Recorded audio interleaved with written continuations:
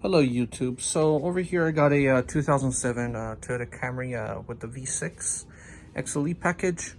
So I bought this Camry back in October, and I did my research prior, and I heard that in a lot of Camrys, Avalons, RAV4s, ES350s, anything with the 2GR-FE from about 2005 to about 2010, there was a problem with an oil line, the VVTI oil line that's on this side of the engine.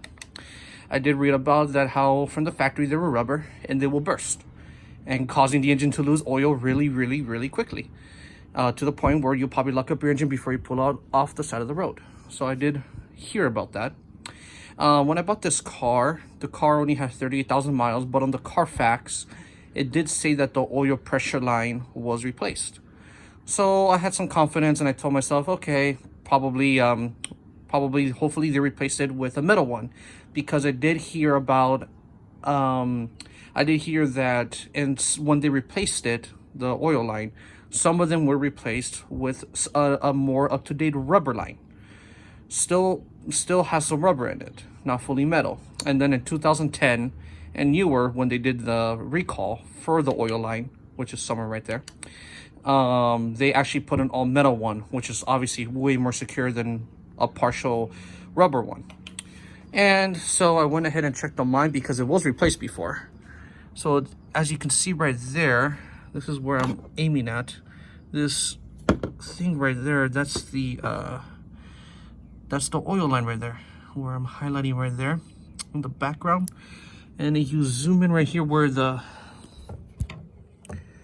you zoom in right here, you can see that it's still partially rubber. Let me try to zoom in a little more. So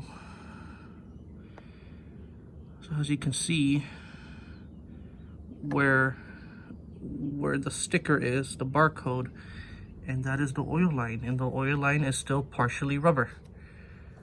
That is the easiest way to check on these Camrys. In some of these videos, they do say to remove the beauty cover. Some videos say remove the beauty cover and you can check a little easier, but I mean, you can kind of see right here anyways, the beauty cover really doesn't cover it up. So it's metal on top, which is normal, but then when it goes into the loop right here, it turns into rubber, and that's where it ruptures. Let me see if I can, there you go.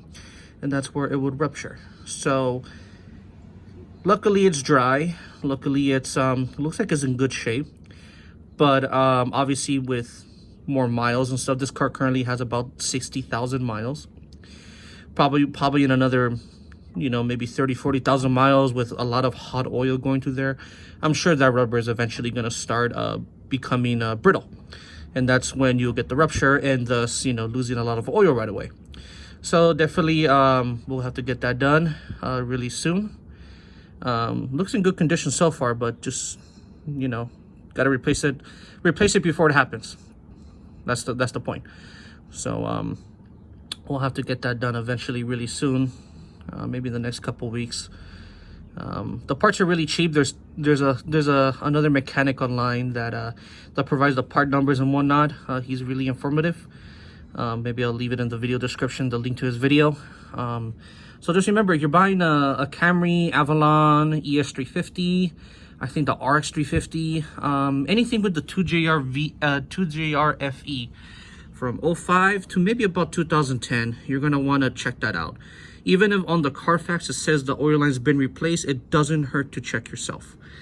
Luckily, I mean, the parts are cheap. It's just the labor might be a little expensive because it is really back here. It is really back there. I heard you have to remove the power steering pump. I don't know if they're going to be able to get it out. I don't know. It's just going to be weird. I don't know how the mechanic's going to do it. I'm sure it's going to be at least a couple $100s in labor. But, that's still better than you losing all your oil when it ruptures and having to get a whole new engine. Because that would be, obviously, I'm sure at least $5,000. So, now you know. All right. So remember, check right there. That's the oil line. Thank you for watching.